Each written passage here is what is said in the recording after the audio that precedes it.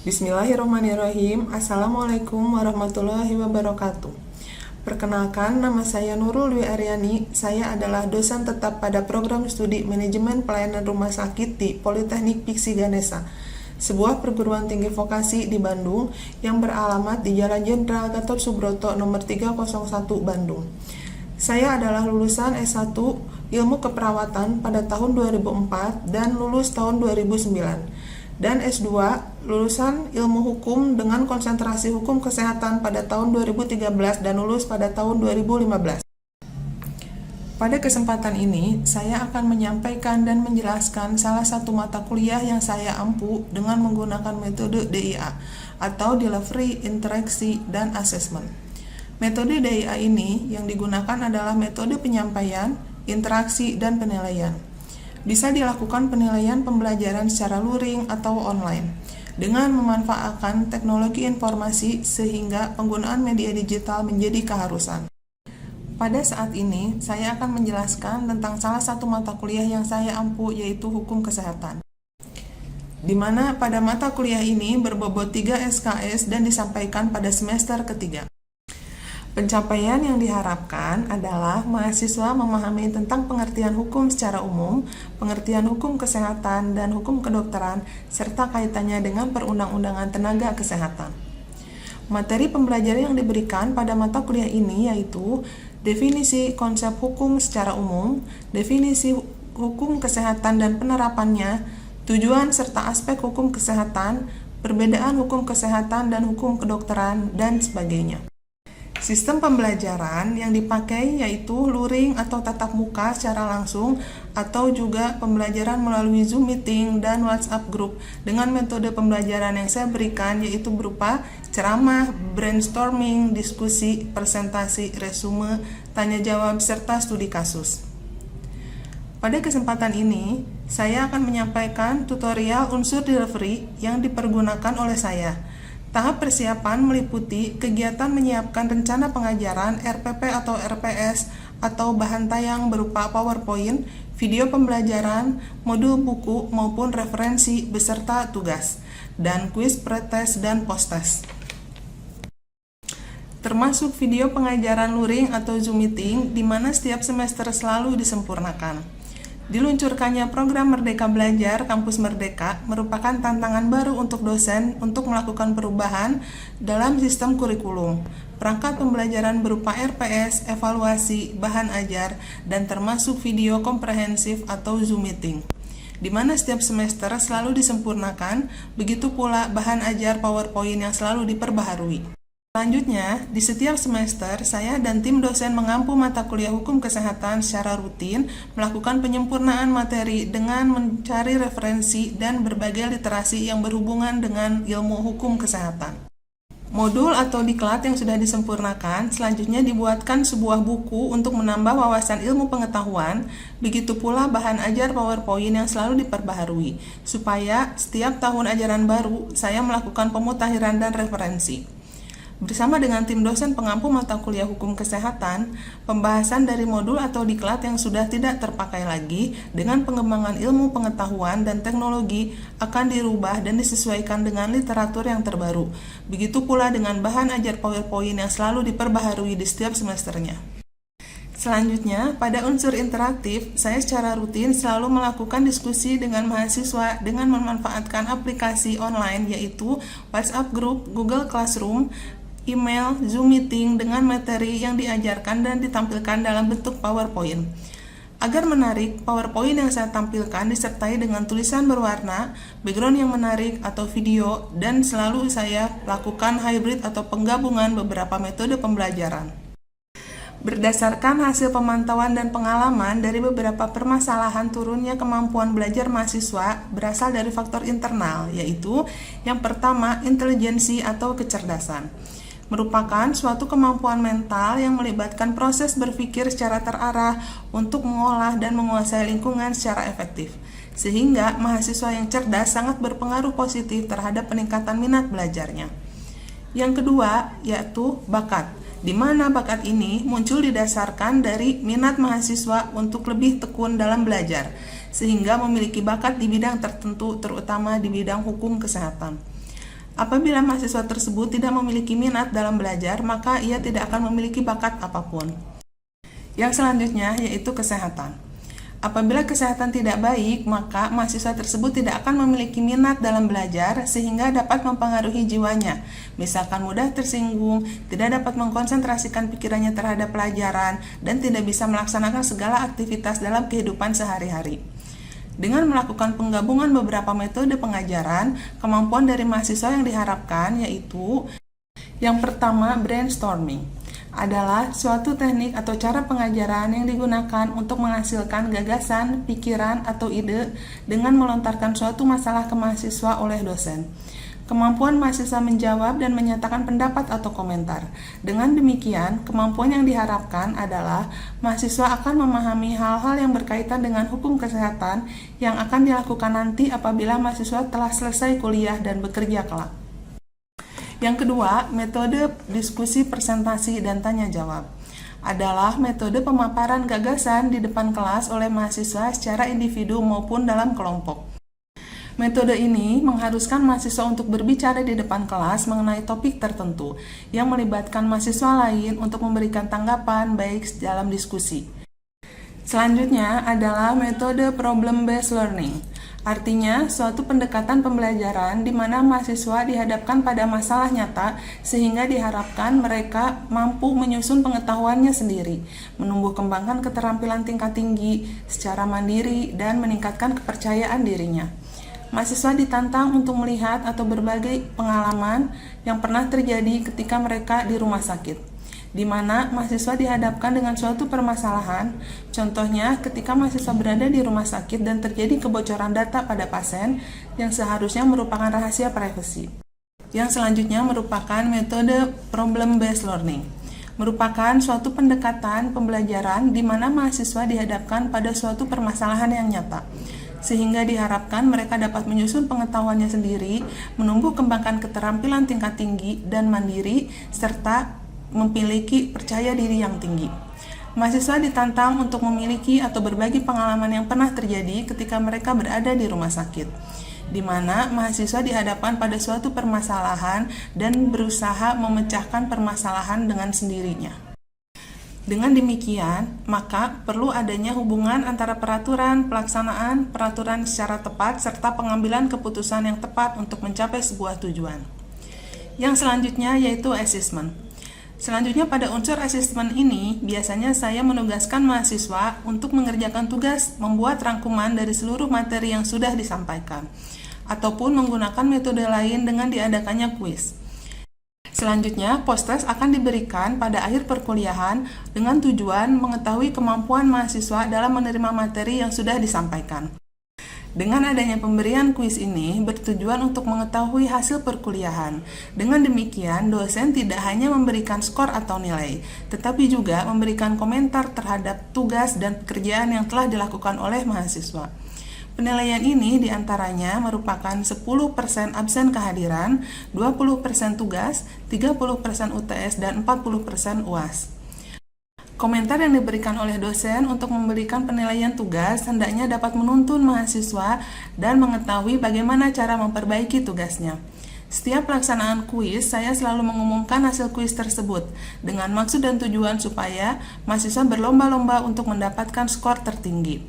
Perubahan yang terjadi setelah diberikan tugas dan kuis, yaitu dapat mengetahui seberapa jauh mahasiswa dapat memahami materi tentang hukum kesehatan dan kaitannya dengan pekerjaan di rumah sakit, serta hubungannya antara hukum kesehatan, hukum rumah sakit, dan peraturan di rumah sakit. Setelah pembelajaran berlangsung, tahap terakhir adalah evaluasi yang dilakukan untuk mengetahui hasil perkuliahan yang telah dilakukan. Tahap terakhir adalah evaluasi yang dilakukan untuk mengetahui hasil perkuliahan yang telah dilakukan melalui ujian tengah semester dan ujian akhir semester, di mana diberikan pada pertemuan ke-8 dan pertemuan ke-15. Sehingga secara tepat setelah ujian akhir semester dapat menentukan mahasiswa mana yang perlu pengayaan dan mahasiswa yang perlu pembelajaran remedial untuk mencapai kriteria indikator yang diharapkan. Selanjutnya, saya akan menampilkan video pembelajaran secara tatap muka pada pertemuan ke-6 dengan materi perkuliahan yang membahas tentang hak pasien. Assalamualaikum warahmatullahi wabarakatuh. Waalaikumsalam warahmatullahi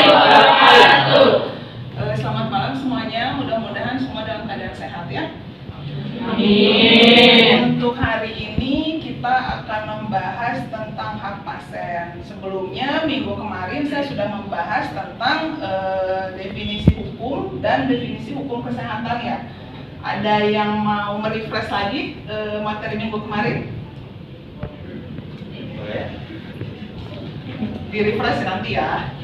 Jadi untuk minggu ini kita akan membahas tentang hak pasien. Ada yang tahu pasien itu apa sih? Coba. Pasien itu apa? Siapa pasien itu? Ya. Pasien itu adalah orang yang dia membutuhkan pelayanan kesehatan, ya. Nah, ketika kita ke rumah sakit itu tidak hanya pasien saja yang datang, bisa keluarga pasiennya atau mungkin bisa petugas kebersihan atau siapapun ya. Nah, di sini kita membahas tentang hak pasien di pertemuan ke-6. Definisinya itu adalah hak pribadi yang dimiliki manusia sebagai pasien. Artinya adalah berarti manusia ini dalam keadaan tidak sehat, ya, kecuali kalau dia diantar oleh keluarganya. Lalu hak utama pasien itu apa sih? Di sini adalah hak untuk mendapatkan pemeliharaan kesehatan, yaitu agar pasien mendapatkan upaya kesehatan, sarana kesehatan, dan bantuan tenaga kesehatan yang memenuhi standar pelayanan kesehatan yang optimal. Artinya hak utama dari pasien itu kita harus memberikan pelayanan sesuai SOP, standar operasional prosedur. Tidak hanya dokter atau perawat atau ahli gizi gitu ya, para administrator pun harus mengikuti standar operasional karena di setiap rumah sakit pasti punya SOP yang berbeda-beda. Ya, itu hak utama dari pasien. Nah, ini adalah secara umum hak pasien itu banyak ya, tapi saya ambil beberapa saja yang paling umum. Hak pasien secara umum yang harus dihormati dan dipenuhi oleh pihak yang bertugas kesehatan dan dokter itu adalah yang pertama, pasien berhak memperoleh informasi mengenai tata tertib dan peraturan yang berlaku di rumah sakit. Biasanya tata tertib itu dia ditempel di dinding atau ketika pasien mau dirawat dikasih selebaran ya di dalam amplop. Itu tata tertib rumah sakit. Nah, itu harus diketahui oleh pasien dan keluarganya, sehingga nanti tidak ada yang diharapkan, tidak ada yang melanggar tata tertib tersebut. Ya. Yang kedua, pasien berhak atas pelayanan yang manusiawi, adil, dan jujur. Artinya, pelayanan yang manusiawi, adil, dan jujur itu misalkan kita memberikan pelayanan suntik gitu ya, pasien mau disuntik. Kalau sakit bilang sakit jujur, ibu maaf mau disuntik dulu ya, ini sakit gitu. Kita kasih skala nyerinya, misalkan sakitnya seperti gigit semut gitu ya, atau ini nyeri lumayan hebat, jadi pasiennya siap-siap gitu. Dia ada persiapan buat melawan rasa sakitnya. Nah, itu pelayanan yang jujur. Ya, jadi harus jujur apa adanya, kasih tahu kalau tindakan ini sakit, kasih tahu, terus harus cara pengobatannya, misalkan ibu maaf saya akan memeriksa bagian dada, dibuka dulu bajunya, itu harus kasih tahu dan harus minta kesepakatan keluarganya ya. Lalu yang ketiga, pasien berhak memperoleh pelayanan medis yang bermutu sesuai standar profesi kedokteran gigi tanpa diskriminasi. Jadi kalau ada pasien kelas 1, kelas 2 atau kelas 3 ya, itu harus sesuai dengan pelayanannya. Kita nggak bisa, dia mah mungkin bukan orang Sunda gitu ya, kita nggak dilayani, atau ada dia mah kelas 3 gitu, tidak dilayani dengan baik gitu. Jadi nggak boleh, harus sesuai SOP ya, sesuai dengan profesi dan tanpa diskriminasi. Yang selanjutnya, pasien berhak memperoleh asuhan keperawatan dengan standar profesi keperawatan ya, ini khusus untuk perawat ya. Pasien berhak memilih dokter dan kelas perawatan sesuai dengan keinginannya dan sesuai dengan peraturan yang berlaku di rumah sakit. Jadi kita tawarkan dia mau kelas berapa. Ini Bu, kelas 1, kelas 2, kelas 3 atau VIP, VVIP gitu. Ya. Kalau misalkan pasiennya saya mau kelas 1 ternyata penuh. Ya udah VIP aja naik kelas. Kita kasih tahu kalau ada biaya tambahan. Jangan sampai pasien kira saya udah bayar BPJS kelas 1 gitu ya, kirain nggak ada tambahan, nanti ketika dia pulang pasiennya ada biaya, tidak persiapan ini persiapan biaya ya, itu juga nggak boleh. Yang selanjutnya, pasien berhak menolak prosedur diagnosis dan terapi yang direncanakan. Artinya ketika pasien itu harus dilakukan pengobatan, misalkan, Bu, Ibu harus di kemoterapi ya, gitu. Tapi pasiennya menolak atau keluarga pasiennya menolak, itu kita harus hormati.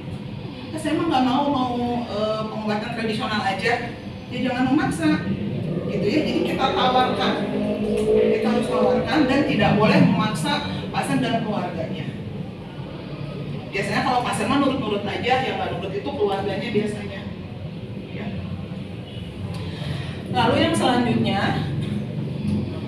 pasien berhak meminta konsultasi kepada dokter lain yang terdaftar di rumah sakit tersebut atau second opinion, ya, terhadap penyakit yang dideritanya, sepengetahuan dokter yang merawat. Artinya, ketika pasien didiagnosa suatu penyakit, tapi dia nggak yakin, masa sih saya sakit ini, dia boleh minta pendapat dari dokter lain. Gitu. Ya, itu namanya second opinion. Jadi, minta pendapat kedua dari dokter yang lain. Kalau kita nggak yakin. Yang selanjutnya, pasien berhak atas privasi dan kerahasiaan penyakit yang diderita, termasuk data-data medisnya. Nah, ini poin ini dia sering terjadi kebocoran tanpa disengaja. Artinya, pasien itu penyakitnya, ya, terus pengobatannya itu privasi pasien. Kadang kita nggak sadar kalau misalkan lagi makan gitu ya di luar, tiba-tiba ngobrol, tadi saya merawat pasien kamar 2 B3, dia tuh sakit HIV loh. Itu nggak boleh, karena kita nggak tahu di sekeliling kita ngobrol tuh ada siapa, bisa jadi keluarganya, ya, dan dia ngerti hukum gitu, itu bisa masuk gugatan. Jadi privasi pasien itu bisa dibuka ketika kita sedang dalam lingkungan rumah sakit dan dengan rekan sejawatnya, itu baru boleh dibuka. Atau dengan dokter ya, atau dengan perawat itu baru boleh. Kalau sudah keluar lingkungan rumah sakit mah jangan ngomongin pasien gitu. Takutnya terdengar oleh keluarganya. Ya, ini arti dari privacy.